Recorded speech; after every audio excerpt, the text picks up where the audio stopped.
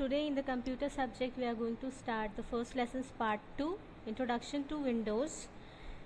In the previous video I have already explained you about what is a computer and features of a computer. So in the features of a computer there were 6 parts: speed, tirelessness, accuracy, repetitiveness, storage and versatility. And also we had one more subject was advantages of computer, and in the advantages of computer we had greater efficiency, better services, education and entertainments. So today we are going to start the next topic was history of a computer. So let's start. Based on technology used in building a computer, computers are divided into several generations. Let us briefly learn about a different computer such generations. Technology के base पर computers को बनाने के लिए बहुत सारा वक्त लगा है और बहुत सारे डिवाइसेस कंप्यूटर से पहले आए हैं. तो ये सारी जनरेशन्स को रीड करने के लिए हम लोग हिस्ट्री ऑफ अ कंप्यूटर देखेंगे. तो first one is abacus, the first calculating device.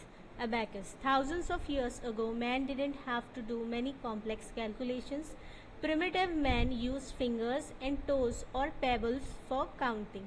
But when man started trading, he felt the need of use various mathematical operations like addition, subtraction to do such calculations with speed and accuracy. About 5,000 years ago, the first calculating device known as abacus was invented in China. तो यहाँ पर thousands of years ago की बात हो रही है जब man बहुत सारे कैलकुलेशंस, कॉम्प्लेक्स कैलकुलेशंस नहीं करता था.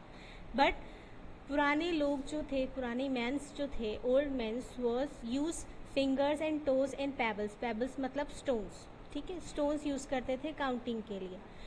बट आफ्टर दैट थोड़ा वक्त गुजरा, फिर दे स्टार्टेड टू मतलब उनकी नीड पड़ गई कि हमें और ज़्यादा कैलकुलेशंस करना है, बड़े बड़े मैथमेटिक ऑपरेशंस करने के लिए we need something more efficient. अब कुछ एफिशिएंट उनको चाहिए था, तो they in the China 5,000 years ago first calculating device जो है इन्वेंट की गई एंड इट्स कॉल्ड अबैकस. तो as you can see in the image यहाँ पर पेबल्स दिख रहे हैं. पेबल्स का यूज़ करके वो जो है काउंट करते थे और अपने कैलकुलेशंस कंप्लीट करते थे और एक्यूरेटली करते थे और स्पीड भी उनकी बेटर हो गई थी. Abacus consist of a row of wires fixed on it on a wooden frame. The wires have multicolored beads strung on them. Simple calculations were done very quickly by sliding the beads up and down on the wires. Soon the abacus began to use many countries all over the world. Abacus एक ऐसा calculating device था जो धीरे धीरे world wide use होने लगा था. ठीक है, इसके अंदर रॉड्स होती है, पेबल्स होते हैं जिसका यूज़ करके कैलकुलेशंस की जाते थे. The next one is Napier's bone. After abacus, second device जो invent हुआ was Napier's bone. In the year 1614, a Scottish mathematician called John Napier invented a device for doing multiplication. It was known as Napier's bone. Abacus जो है वो addition और subtraction के लिए use किया जाता था, but now after that Napier's bone जो है मल्टीप्लिकेशन के लिए इन्वेंट किया गया था in the year 1614 by Scottish mathematician called John Napier's. As you can see in the image, Napier's bones was a set of rods carved from bones. Each rod have 4 faces.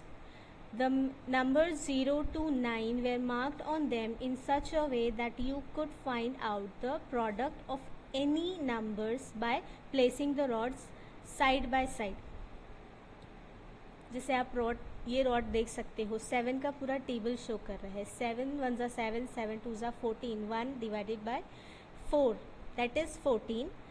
तो इसे calculate करने के लिए rods को एक के ऊपर एक सेट किया जाता था. जो भी कैलकुलेशन है फिर उसका मल्टी प्रोडक्ट जो है निकाला जाता था.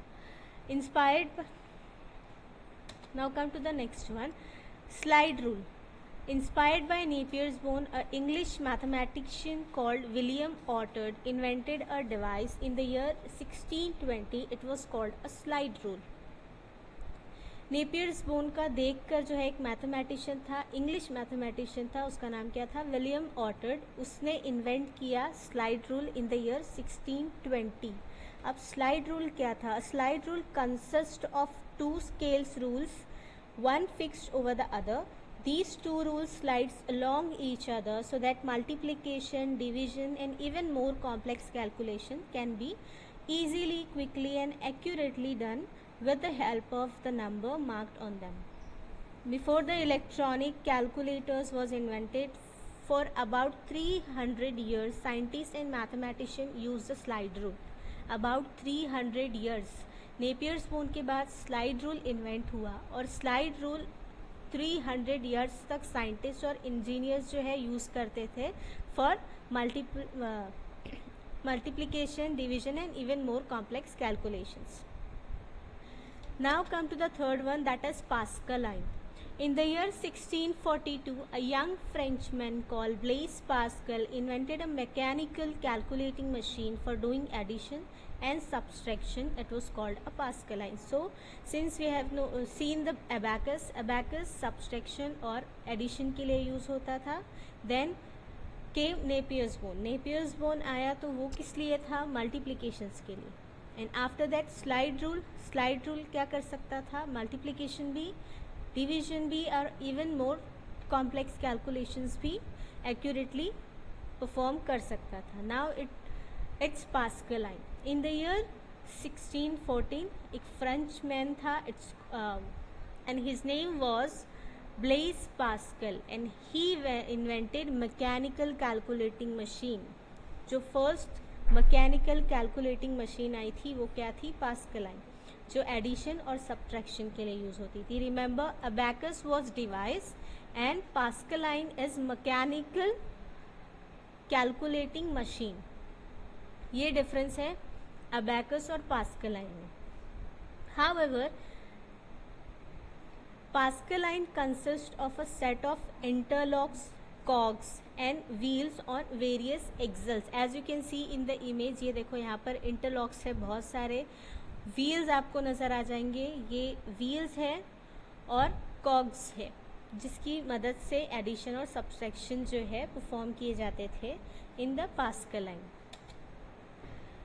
Multiplier wheel. However, in the year 1674, a German mathematician called Gottfried Leibniz modified the Pascaline and introduced a new machine which could even do multiplication and division.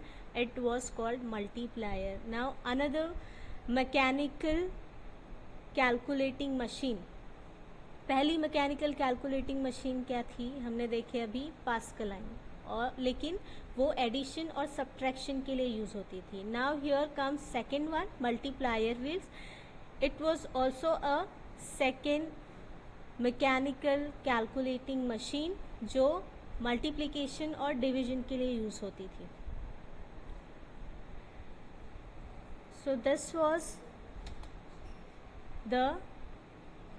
was some of the history of a computer. Now in the next video we are going to have other histories related to computers like analytical engine and then some generations of computers. Thank you, students.